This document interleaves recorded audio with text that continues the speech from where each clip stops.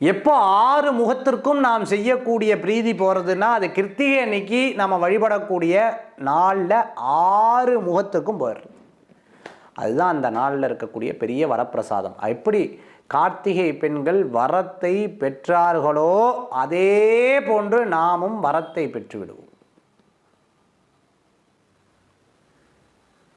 அதே போன்று தபஸ் இருக்கணும். தபஸ்னால் உட்கார்ந்த இடத்துல கண்களை மூடி இப்படி கையை வச்சுட்டு லட்சோப லட்ச வருஷமாக தியானம் பண்ணுறது மட்டும் தபஸ் கிடையாது. இறைவனை சதா காலம் சத நிமிஷத்திலையும் நினைக்கிறது தான் சிவபுராணத்தில் சொல்லு.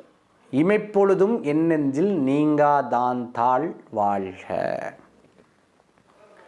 ஒரு க்ஷணங்கூட உன்னை விடலப்பா, நானே சதாகாலம் உன்னை நினைத்து கொண்டிருக்கிறேன். 5 முகம் தோன்றும் 6 முகம் தோன்றும் வெஞ்சமலரில் அஞ்சேல் என வேல் தோன்றும் நெஞ்சில் ஒரு கால் நினைக்கில் 2 கால்களும் தோன்றும்